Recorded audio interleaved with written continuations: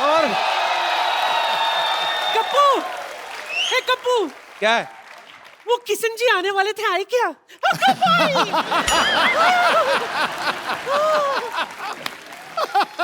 असं कसं? नाही, किती वेळ लावला तुम्ही माझ्या दारावर यायला? क्या बोली नानी? कितना वक्त लगा दिया मेरे चौखट पे आने के लिए? नानी ये अन्ना हजारे जी हैं। दुनिया के लिए। मैं तो उनको तब से जानती हूँ जब ये किशन बाबूराव हजारे हुआ करते थे, है ना? मुंबई में इनकी फूलों की दुकान थी। अच्छा, हाँ, ये देखिए मैं आपके लिए क्या लाई हूँ।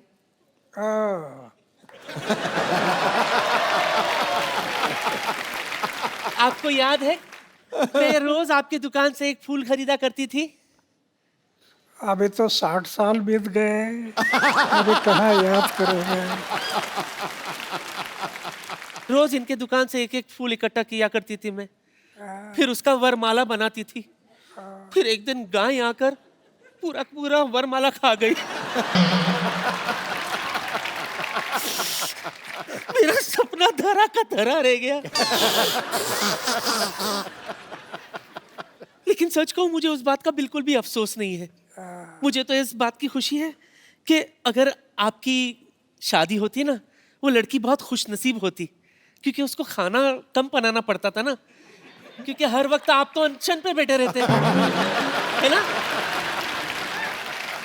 नानी इनको घर नहीं बसाना था ना, इनको देश बसाना था, इसलिए उन्होंने शादी नहीं की। लेकिन मेरे अरमान तो अधूरे रह गए ना।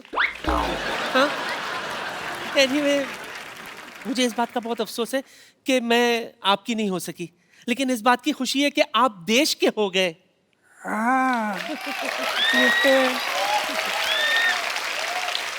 इसलिए तो मैं भगवान के आभार मानता हूँ कि मैं पूरा देश का बन गया। सच सच सच सच सच। इसलिए मेरे लिए तो आपके चरणों की धूली काफी है। नानी ना। एक मिनट, नहीं। वो स्वच्छ भारत अभियान से जुड़े, उनके चरणों में धूल है ही नहीं। हाँ, उनके वो साफ सुथरे रहते हैं, साफ सुथरे। चलो माफी मांगो अन्ना से। अन्ना जी माफ करना।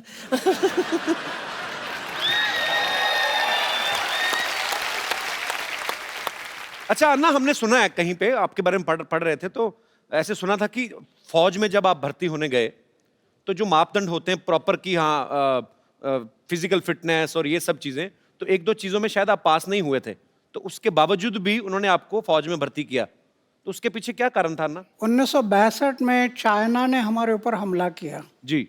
हमारे बहुत जवान मारे गए, अच्छा। और फिर देश को लगा कि जवानों की जरूरत है। मेरी ऊंचाई नहीं थी, अच्छा। छाती चौड़ी नहीं थी, जी। लेकिन इमरजेंसी थी, देश को युवकों की जरूरत थी। अच्छा। इसलिए मेरा सिलेक्शन हो गया। मैं 14 लोगों का कमांडर था जाते समय। अच्छा। तो हम सब लोग 14 लोग थे। उन्होंने सोचा कि जब तक शरीर में प्राण है तब तक देश की सेवा, समाज की सेवा करनी, ये तय किया। और मेरी छाती चौड़ाई ये कुछ नहीं थी, जी। फिर भी देश की सेवा करते रहे। वाह। और 15 साल के बाद मैं पेंशन पर आ गया। वाह।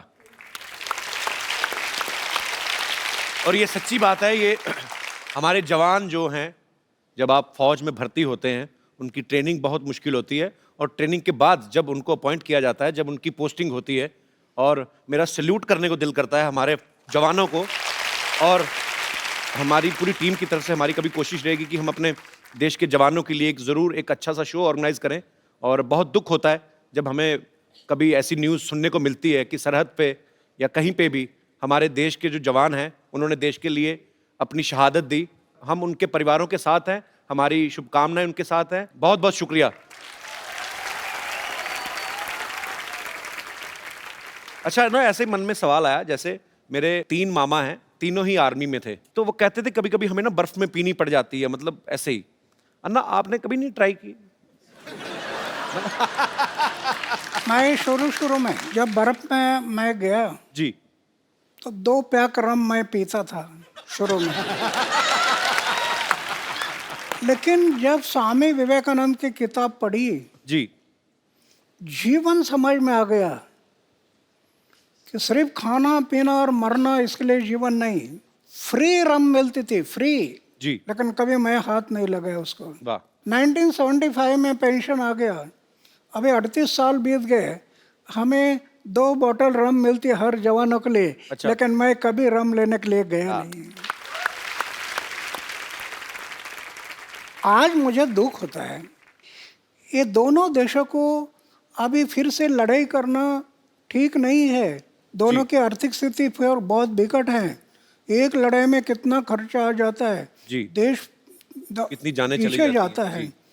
ये आज वो लड़ाई होना नहीं चाहिए, ऐसे मैं मानता हूँ। जी, लेकिन अगर पाकिस्तान नहीं मानता है तो 79 ईयर मेरा एज हो गया, और जरूरत पड़ी तो फिर मैं सीमा पर जाने के लिए तैयार हूँ। क्या बात है।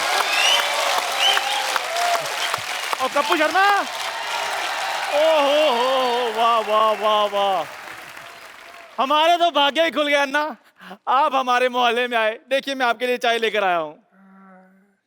अन्ना चाय पीते नहीं है, उनको जूस पिलाओ, बेवकूफ आदमी। जूस तो इनको बड़े बड़े लीडर नहीं पिला सके, मुझसे क्या पियेंगे ये।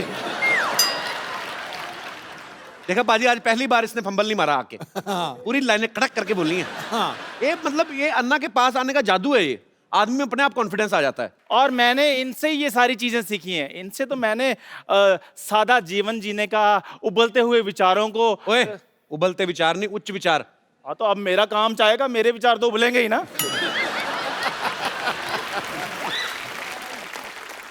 अन्ना, वैसे मैं भी बड़ा सिंपल सा हूँ, लेकिन आपको जब देखता हूँ ना तो मेरे में अंदर एक अजीब किस्म का कॉन्फिडेंस आ जाता है।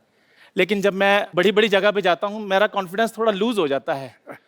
तो कभी आपके साथ भी ऐसा हुआ है कि आप 5 स्टार होटल में गए हो और छुरी और कांटा पकड़ते पकड़ते आपको भी कुछ थोड़ा कॉन्फिडेंस ऐसे हो गया हो? मैं इतना टूर करता हूँ जी।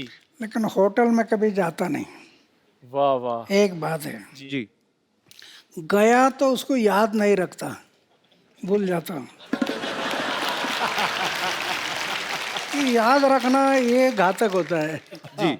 जी। इसलिए मैं याद नहीं रखता। इसको भी अन्ना, इसके माता पिता ने याद नहीं रखा, भूल गए वो। अच्छा अन्ना, मुझे एक बात प्लीज बता दीजिए कि मैं एक आम आदमी चाय बेचने वाला हूँ, मैं कहाँ तक पहुँच सकता हूँ अपनी लाइफ में? अरे हमारे देश का उदाहरण है ना, जी। चाय बेचने वाला आदमी भी पंतप्रधान बन सकता है ना। क्या बात है। अन्ना, आशीर्वाद दे दीजिए ताकि मैं अपनी लाइफ में बहुत ज़्यादा आगे बढ़ूं। Thank you very much, thank you very much.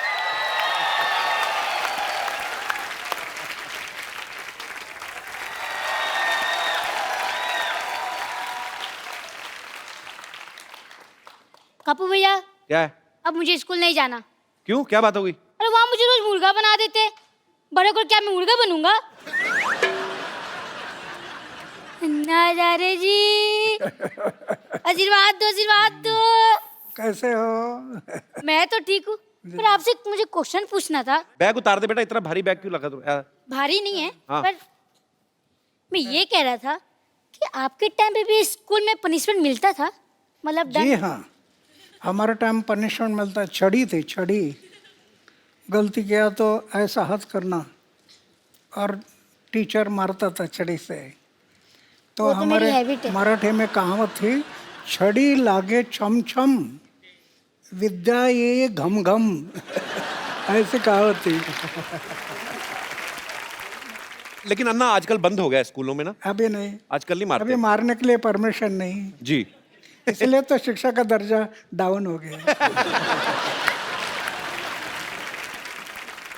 अन्ना, ये मेरे को बड़े सवाल इसने मुझे बोला था कि मैं अन्ना से पूछना चाहता हूँ।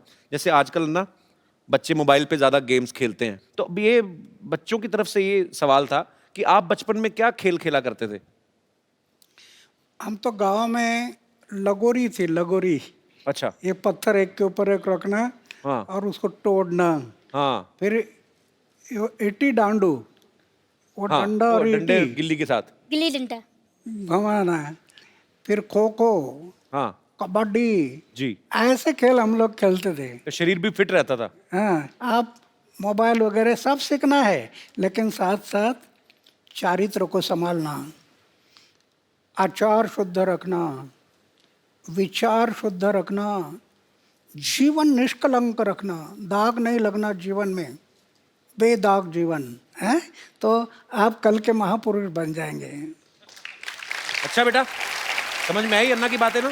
चलो पाँव छुओ, आशीर्वाद लो, चलो।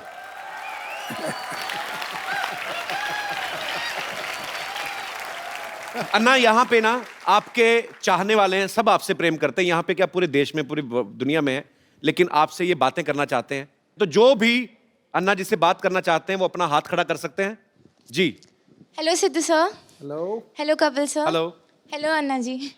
सर मुझे आपसे पूछना है कि टेक्नोलॉजी में आजकल इतनी एडवांसमेंट हो गई है, तो पॉलिटिशियन से लेके एक्टर से लेके आम आदमी तक सब ट्विटर फेसबुक सब जगह हैं।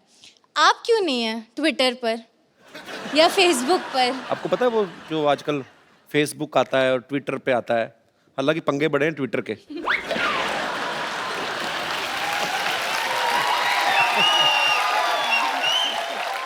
नहीं, मेरा ये दुर्भाग्य है कि मैं ज़्यादा पढ़ाई नहीं कर सका, लेकिन विज्ञान ये बढ़ते जा रहा है। दुनिया में आश्चर्यजनक प्रगति हुई है, टेक्नोलॉजी में बहुत डेवलप हो गया है। एक तरफ विज्ञान ने अंतरिक्ष में प्रवेश किया, लेकिन दूसरी तरफ अध्यात्म ने अंतरिक्ष अपने अंदर भी प्रवेश करना जरूरी है। अध्यात्म ने हर एक इंसान के भीतर प्रवेश करना, अगर वो प्रवेश नहीं किया तो विज्ञान इंसान को विकास की भूलताप देकर विनाश की तरफ लेकर जाएगा। तो कहने का तात्पर्य ये है कि हर बात ट्विटर पे करना जरूरी नहीं है।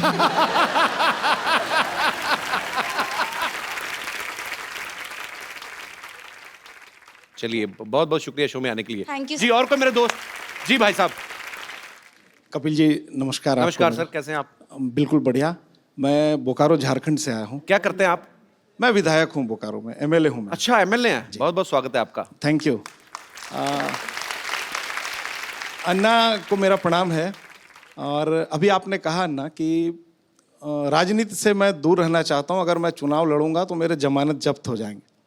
आपको या आपके जैसे विचार के लोगों को, अच्छे लोगों को राजनीति में आनी चाहिए। क्या यह समय की मांग नहीं है कि नौजवानों का आप आह्वान करें कि देश हित में भ्रष्टाचार रोकने के लिए, देश की एकता और अखंडता को मजबूत करने के लिए अच्छे नौजवान, राष्ट्र हित का सोच रखने वाले नौजवान आगे आए भारत माता की सेवा करने के लिए? नहीं, ये जरूरी है, मेरी ऐसी धारणा है। नवयुवकों ने राजनीति में जाना जरूरी है, ऐसे मुझे लगता है। क्या होता है, राजनीति में कई लोग जाते हैं, सत्ता से पैसा, पैसा से सत्ता, सत्ता से पैसा, पैसा से सत्ता, इसके पीछे घूम रहे हैं। इससे देश के लिए उज्जवल भविष्य नहीं है। अभी तो हम देख रहे हैं, जिसकी उम्र 70 साल 80 साल हो गई वो भी इलेक्शन से रुकता नहीं। जी। इंसान जब मर जाता है तो 4 लोग कंधे पर ले जाते हैं। आज राजनीति में बहुत लोगों को ऐसे लगता है कि स्मशान में जाते समय भी चेयर में बैठकर ही जाना चाहिए, इतने चेयर से सेवा भाव नहीं रहा, वो बलिदान की याद नहीं। भगत सिंह, सुखदेव, राजगुरु जैसे लाखों लोगों ने कुर्बानी की और अंग्रेजों को कह रहे थे इस जन्म की क्या, अगले जन्म की फांसी दे दो, हमारी तैयारी है। किस लिए? हमारी आज़ादी के लिए। उनको याद रखना है। थैंक यू अन्ना। बहुत बहुत शुक्रिया शो में आने के लिए सर। अब वक्त है आप सबको मैं उनसे मिलवाऊं जिन्होंने फिल्म अन्ना जो है डायरेक्ट की है और खुद उसमें अन्ना जी का किरदार भी निभा रहे हैं। आप सबकी जोरदार तालियों के बीच मिस्टर शशांक उदयपुरकर जी। तो शशांक जी ने इस फिल्म को डायरेक्ट भी किया है और खुद अन्ना जी का किरदार भी निभाया है। शशांक, आप उम्र में बहुत छोटे हैं, आपको मतलब कैसे आपके दिमाग में आया कि मैं ये किरदार निभाऊंगा या मुझे अन्ना जी के ऊपर फिल्म बनानी? आपका आइडिया था या मनिंदर जी का था? 2011 में पूरे देश की तरह मैं भी वो था जिसने अन्ना जी को रामलीला मैदान पर देखा। अच्छा। अन्ना जी को मैं बिकॉज मैं इंजीनियरिंग कॉलेज में पढ़ रहा था, तो मैं हवा में उड़ रहा था। अच्छा। जिंदगी में फिल्में देखनी, कॉलेज घूमना। अचानक जब इनको देखा तो मैंने ये कहा कि इनको क्या हो गया, 74 साल का आदमी सरकार से पंगा ले रहा है, ये तो गए काम से। शाम को जिस मोमेंट मैंने ये सुना कि अन्ना जी ने जेल से रिहा होने से मना कर दिया है, मेरे लिए 360 डिग्री शॉक था। एक इंसान सरकार के साथ पंगा लेने जा रहा है, अगर गलती से पुलिस का कोई लेटर भी आ जाए तो आदमी की हालत खराब हो जाती है। अन्ना जी कहते हैं कि ना मैं जेल से निकलूंगा और मैं यहीं अनशन शुरू करूंगा। मैं समझ गया था ये बिरला व्यक्तित्व है और ये जो चाहे वो कर सकते हैं।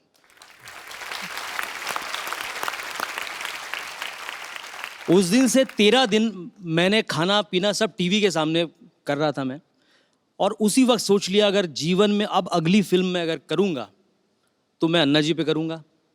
सो सारा रेकी करने के बाद बड़ी हिम्मत से मैं रालेगन गया। अच्छा।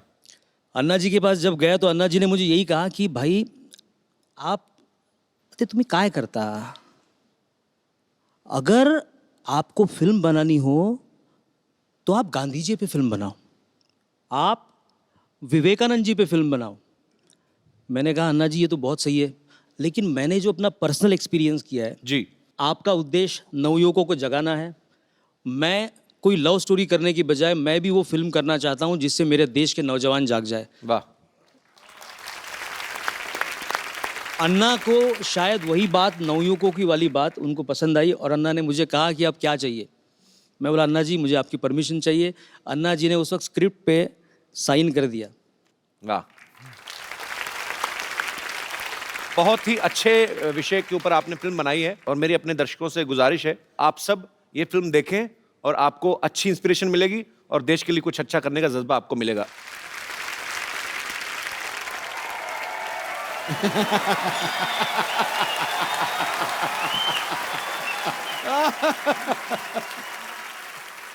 हमारा मांगे पूरी करो, हमारे मांगे पूरी भरो।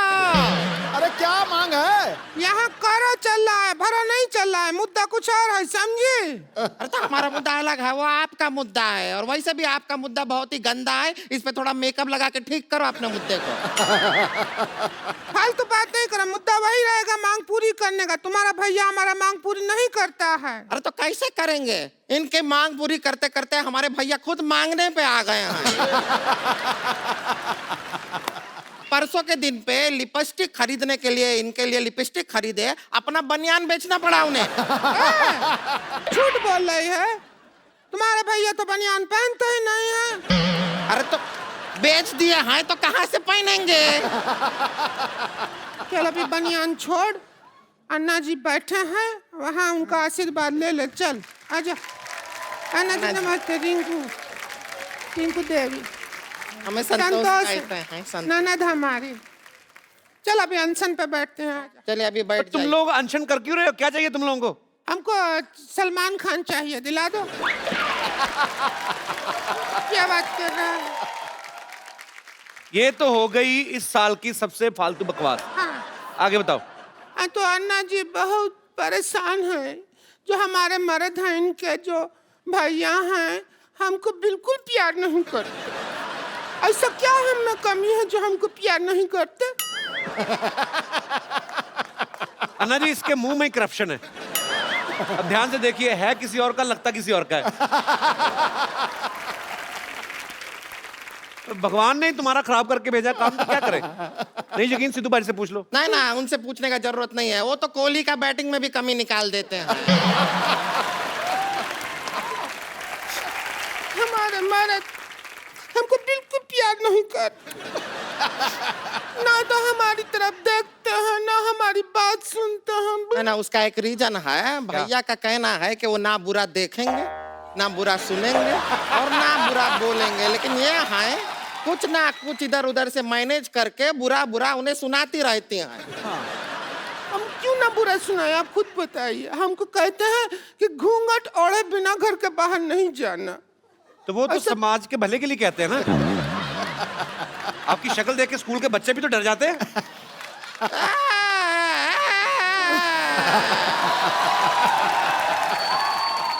कुछ भी बोलते रहते हैं, बच्चे डर जाते हैं। अरे ऑफिस जाने वाले बड़े बड़े मूंछ वाले लोग भी डर जाते हैं। तुम्हारे भैया तो नहीं डरते हैं मुझसे? तो उनकी मूंछ भी किधर है? पहले मूंछ हुआ करती थी, पैसा का जरूरत पड़ा तो लाला ने कहा कि मूंछ रख दो, पैसा ले जाओ, तो मूंछ उतार दिया। अच्छा चलिए छोड़िए, बहुत ज्यादा छीछा लेदर हो गया है। अभी आप अपना अनशन जो है वो तोड़ दीजिए। चलिए कोई सिर इधर लाते, सिर पे तोड़ती हूँ। अरे नहीं, अरे ऐसे थोड़ी अनशन तोड़ते। ए लीजिए, आपके लिए लेकर आए हैं, ये पी के अनशन तोड़ दीजिए। शुरू नहीं हुआ तोड़ भी दिया। इतना ही होता है लंबा, इससे लंबा अनशन हमसे। ये तो नारियल का तेल है। अरे हम नारियल का पानी ही ला रहे थे, वो नारियल थोड़ा ज्यादा दब गया हमसे, तो तेल निकल आया। चलो कोई बात नहीं, पानी से तो महंगा ही होता है तेल। अच्छा है, अच्छा है। वैसे छोटी छोटी बात पे लड़ती हैं, आज इतनी लड़ाई नहीं कर रहे तुम लोग। बड़ा मैं हैरान हूं। आज अन्ना जी आए हुए हैं, हम यहाँ पर लड़ाई नहीं करेंगे, बिल्कुल नहीं नहीं करेंगे आज। आज के पूरा एपिसोड के एंड तक बिल्कुल लड़ाई नहीं करेंगे। आज वैसे भी 2 अक्टूबर है, तो आपके लिए कुछ प्रस्तुति करें। मैं अपने दर्शकों को बताना चाहता हूं कि मनिंदर जैन जी प्रख्यात म्यूजिक डायरेक्टर रविंदर जैन जी, ये उनके छोटे भाई हैं। धन्यवाद, बहुत बहुत धन्यवाद। तो मनिंदर जी, शशांक आपसे मिले थे आपके ये आइडिया लेकर? शशांक मुझको मिला, पहली मुलाकात में मैंने हाँ कर दी। लकीली उस समय मेरे बड़े भाई रविंद्र जैन जी मेरे साथ में थे जी। उन्होंने भी सुना और उन्होंने तुरंत उसी समय 2 लाइन गाई थी, कोई तो है जो देश की चिंता करता है। उसी समय उन्होंने बोला था और मुझसे कहा था कि जाओ तुम इस फिल्म को जरूर बनाओ। वो मेरी इसकी शुरुआत थी। इस फिल्म में अन्ना जी जब 9 साल के थे तब इनकी माँ ने सिखाया, संस्कार दिए। इसके बाद मिलिट्री में रहे, तो ये जो एक 9 साल के बच्चे से लेकर के 79 ईयर्स तक का जो सफ़र है वो हमने किस तरह से दिखाया है। अगर आप इसको देखेंगे तो आप ताज्जुब कर जाएंगे। मेरा मन है कि इस फिल्म को देख करके अगर हमारे देश में कुछ और अन्ना, कुछ और गांधी जी पैदा हो जाएं तो मेरा बनाना सफल हो जाएगा। कपिल जी, जी सर, बहुत बड़ी कॉज में आप हमारे सहभागी बने हैं सर। इसी के लिए मेरा मन है कि मैं आपको कुछ भेंट करूं। जी प्लीज। अगर आप कहें तो मैं ऊपर आऊं। जी जी please. Thank you.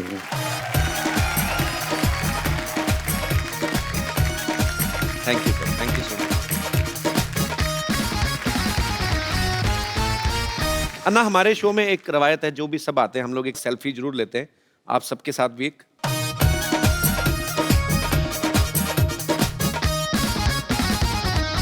Thank you. एक बार हमारे प्यारे अन्ना जी के लिए जोरदार तालियां। समाज के परिवर्तन लाना, देश को खड़ा करना, ये सबका हमारा मकसद यही है। तो मैं ज़्यादा ना कहते हुए मेरे साथ में थोड़ी एक घोषणा देंगे ऐसे अपेक्षा करता हूँ।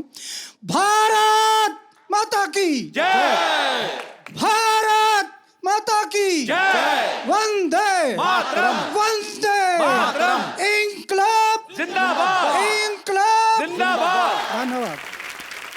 आप सब लोग ऐसे ही अपने अपने घरों में हंसते रहिए, मुस्कुराते रहिए, और अगर किसी के लिए कुछ अच्छा कर सकते हैं, देश के लिए कुछ अच्छा कर सकते हैं, जरूर करिए। और देखते रहिए the Kapil Sharma. Good evening and welcome to the Kapil Sharma show.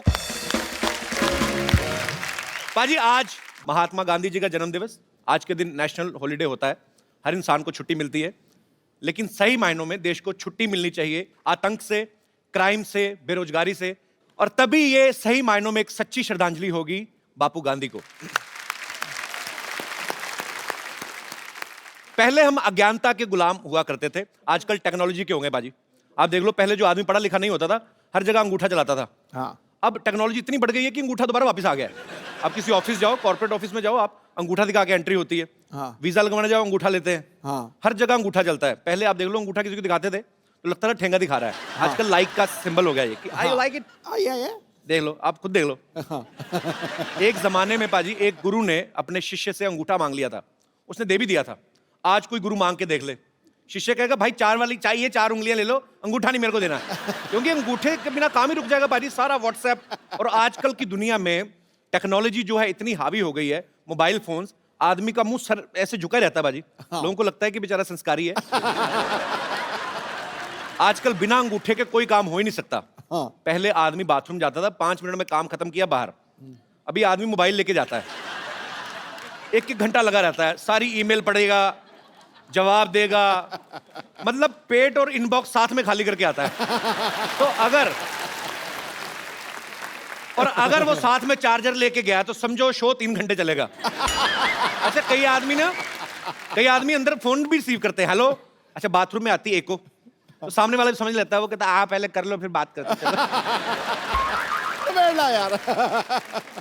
अच्छा पहले लोग फेस टू फेस बात करते थे, आजकल घर में आप देख लो, परिवार के आपस में जो मेंबर है वो मोबाइल पे बात कर रहे हैं। जिनके घर पे एक बच्चा है जिनको प्राइवेसी नहीं मिलती, तो बाप बाहर ड्राइंग रूम में बैठा है, माँ बच्चे को सुलाने गई है, बाहर से मैसेज करता है, मुन्ना सो गया तो आऊं? अंदर से रिप्लाई आता है, आ जाओ, मम्मी सो गई है, मैं मोबाइल पे खेल रहा हूं। रंग में बांग। आजकल देख लो जो काम करने जो बाइयां आती है वो भी बड़ा मोबाइल फ्रेंडली हो गई हैं। एक किसी मेम साहब ने पूछा है तो कल काम पे क्यों नहीं आई? ये साहब मैंने ना कल साहब का स्टेटस पढ़ा था फेसबुक पे, लिखा था इट्स रेनिंग फीलिंग रोमांटिक, तो मैंने सोचा काहे को डिस्टर्ब करने का। मतलब कुछ भी हो रहा है। आजकल तो लोग मोबाइल से पैसे भी ट्रांसफर कर देते भाजी। पहले के जमाने में अगर कहीं किसी को पैसे लेके जाना होता था, आदमी की जान सुखी होती थी। और अगर एक शहर से दूसरे शहर जाना है तो मरा होता था अंदर से वो कि यार कैसे लेके जाऊंगा। तो मैं देखता हूं पुराने बुजुर्ग अपनी बनियान के अंदर भी जेब रखते थे, कुछ पैंट के अंदर चोर जेब, कई तो लंगोट में छुपा के लेके जाते थे। लोग बोलते ना पैसा किसको छुपता है, उसको छुपता था जो लंगोट में लेके जाता था। और चलता भी ऐसे था। अगर कोई पूछता था क्यों भाई, दाद है? नहीं दाद नहीं, जायदाद है। अच्छा पाजी पहले के जमाने में लोग पत्ते भी पहनते थे। अच्छा वो लोग शेर सामने आ जाए नहीं डरते थे, उनको डर लगता था बकरी से कि अगर ये आके हमारा टक्सीडो खा गई तो जिंदा रहने का कोई फायदा नहीं है। भाई आपको तो ये पता ही होगा कि पहले कागज पे लिखने से पहले पत्तों पे लिखते थे। मैं सोचता हूँ आज के जमाने में भी अगर ऐसा होता और आपका कोई शेर पत्ते पे लिखा होता और बकरी जाती खा, तो बकरी फिर सुबह शेर का काफी अलग निकलता, मिश्रा अलग निकलता। बकरी फिर मैं करती नहीं, बकरी कहती टोको।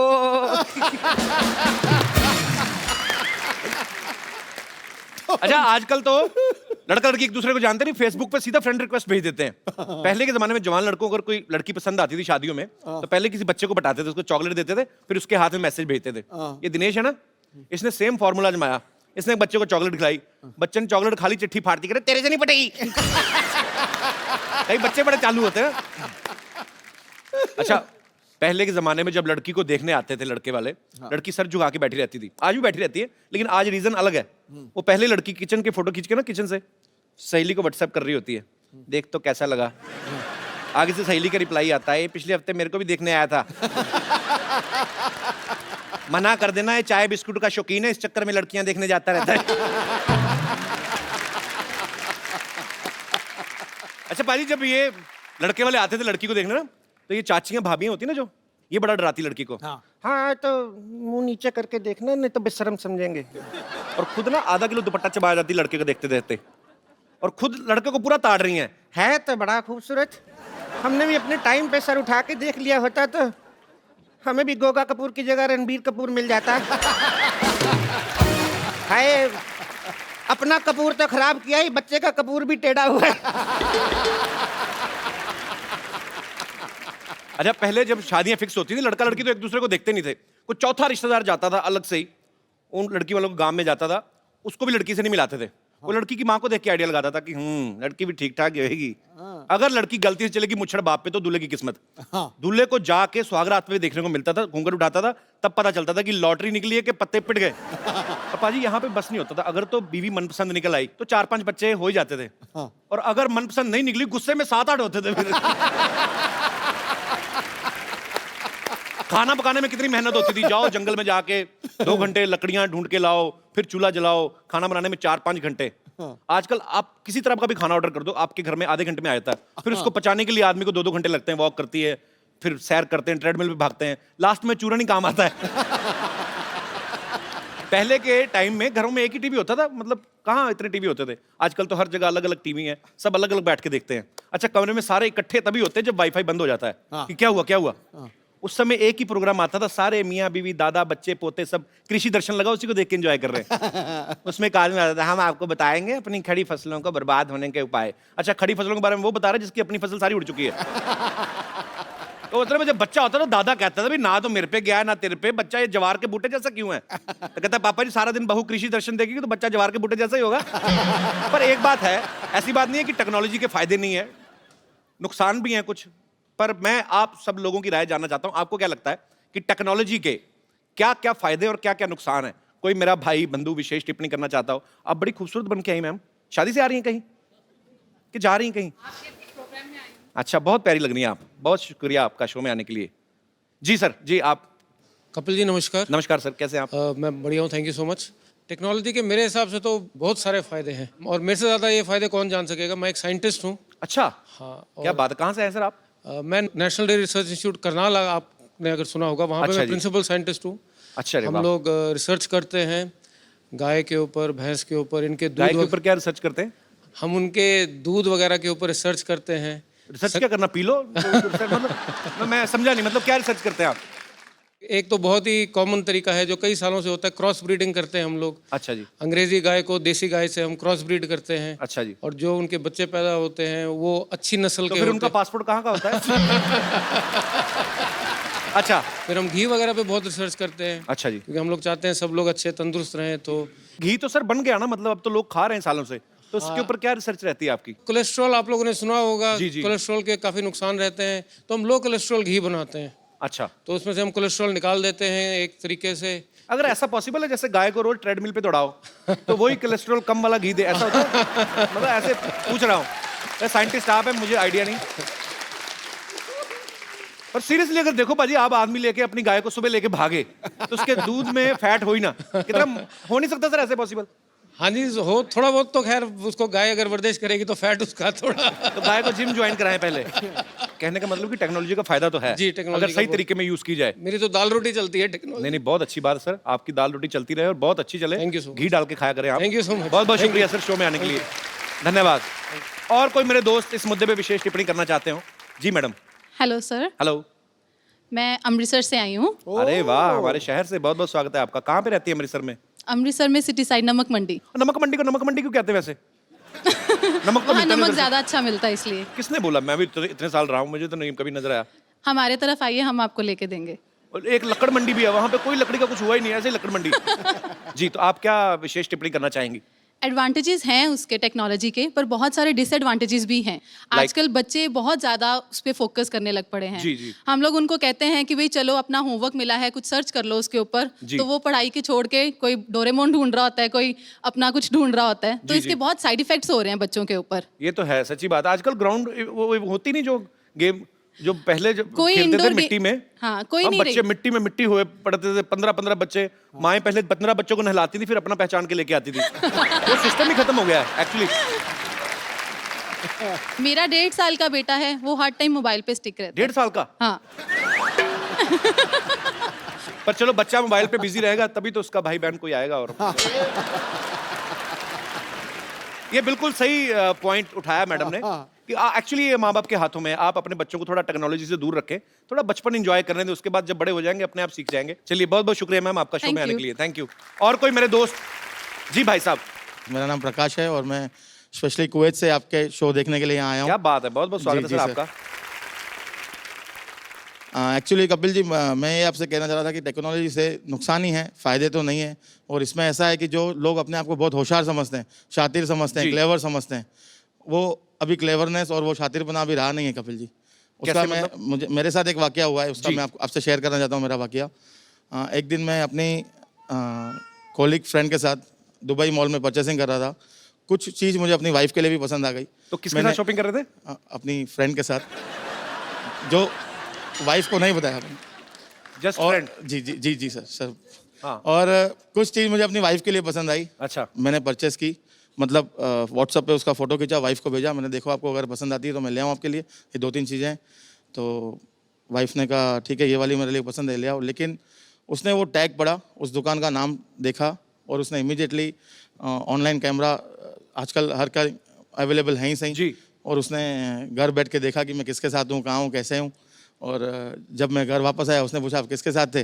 मैंने कहा मैं तो किसी के साथ नहीं था, मैं तो अकेला था। बोला ये आपका वीडियो है, ये देखो आप इसके साथ थे।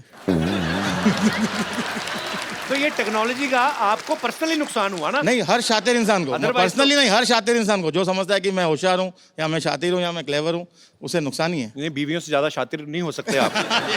ये तो, पर ये आपकी हिम्मत की मैं दाद देता हूँ। फ्रेंड के साथ गए, महिला मित्र के साथ, उसके सामने बीवी के लिए गिफ्ट ले रहे हैं, तो फिर दोनों जगह। अरे जो आदमी ना हर तरह की डिश खाना चाहता है ना, वो भूखा ही मरता है। शुक्रिया शो में आने के लिए। Thank you. जी, और कोई हमारे दोस्त? जी भाई साहब। नमस्कार कपिल जी। नमस्कार जी, कैसे हैं आप? मुझे ये टेक्नोलॉजी से बहुत चिढ़ है सर। चिढ़ है? हाँ, व्हाट्सएप एंड फेसबुक से। अच्छा, मैं एक वाक्य सुनाना चाहता हूँ मेरा। जी प्लीज। 15 साल पहले मेरी शादी हुई थी। अच्छा जी। तभी ये फेसबुक और व्हाट्सएप कुछ नहीं था। अच्छा। तो जब रिश्ते आते थे तो मम्मी पापा के पास आते थे, तो जी। उनको उनके मम्मी पापा अच्छे लगते थे तो रिश्ते आगे बढ़ते थे। राइट। तो 2-3 रिश्ते तो ऐसे ही उड़ गए। अच्छा। अभी मैं शादी लायक था, एक रिश्ता आया, मम्मी पापा को तो पसंद आया। अच्छा। कि चलो इनके मम्मी पापा अच्छे हैं। उन्होंने लड़की देखी, लड़की देखने के बाद मुझे बताया कि रिश्ता आया है। अच्छा। तो मैंने सोचा कि चलो अभी मुझे भी देखने जाना रहेगा। अच्छा। तो मैं देखने गया तो लड़की ने थोड़े नखरे किए और 2 मिनट ही देखने को मिला। अभी उसमें कैसे पसंद करे? 2 मिनट में तो 3 घंटे भी देखोगे, लड़की तो वही रहेगी ना, बदलेगी लड़की थोड़ी तो ना। वही रहती है, मगर 2 मिनट में देखने में कैसे पसंद पर करेंगे? टेक्नोलॉजी का इसमें क्या लेना देना हुआ? सर आजकल फेसबुक हो गया है। हाँ। अगर लड़की का नाम आया फेसबुक पे, मैंने डाला हेतल, तो 10 हेतल आ जाएगी, उसमें से मैं चॉइस कर सकता हूँ अच्छा। कौन सी हेतल है। तो अगर आपको इस बात से चिढ़ है कि आपके टाइम पे वो क्यों हाँ नहीं जी था? सर, अगर 15 साल पहले ये आ गई रहती हाँ। तो मैं सबसे पहले घर में देख लेता और मम्मी पापा को बोल देता मुझे ये हेतल पसंद है। अभी जिनसे शादी की वो पसंद है आपको? मेरे नसीब अच्छा था कि मुझे जो पसंद थी उसके साथ ही लड़की, उसके साथ ही शादी हो गई। नहीं, आपको बोलना पड़ रहा है ऐसा कि सच्ची में ऐसा नहीं है? नहीं सर, सच्ची में सच्ची में। अच्छा। Yes sir. तो उनको साथ नहीं लाए? नहीं, साथ में आई है मेरी वाइफ, अच्छा, साथ कैसे में ही आप? है। बहुत बढ़िया। चलिए, बहुत अच्छा लगा देख तो के आप उसके लिए साथ में मुझे हैं। बहुत चिढ़ है। पर नहीं, अभी देखिए आपको तो अच्छी बीवी मिल गई ना। बीवी तो अच्छी आपकी मिल गई, पसंद की है। Yes sir. तो अभी चिढ़ क्यों कर? छोड़ो ना। मगर सर फेसबुक रहता तो और भी चॉइस मिलती ना सर। आप सुन रही हैं? अभी भी थाली भरी पड़ी है, इनको है कि मैं कहीं एक सब्जी टिका लूंगा। चलिए, बहुत अच्छा लगा सर आप हमारे शो में Thank आए। you, sir. काम क्या करते हैं आप मुंबई में? Sir business. किस चीज का? Garment manufacturing. ओके, तो आप भी अपनी दुकान के पहनते हैं? नहीं सर, मैं लेडीज के बनाता हूँ, जेंट्स के नहीं बनाता हूँ। मेरी वाइफ को पहनाता हूँ। ध्यान रखा करो इन पे। आपने लेडीज के कपड़े ही क्यों चुने, जेंट्स के क्यों नहीं चुने आपने? सर उसका You एक racist? कारण है। यस सर, उसका एक रीजन है। जी। मैं आपको बताता हूँ कि जब शादी हो जाती है तो आदमी पहले सबसे पहले अपनी बीवी के लिए ही कपड़े खरीदेगा। जी। बाद में अपने बच्चे के लिए, जी। और कुछ बचेगा अपने पास तो अपने लिए खरीदेगा। आए, तो so sweet। बीवी लेडीज के कपड़े में कमाई ज्यादा होती है ना सर। पॉइंट है आदमी की बात में।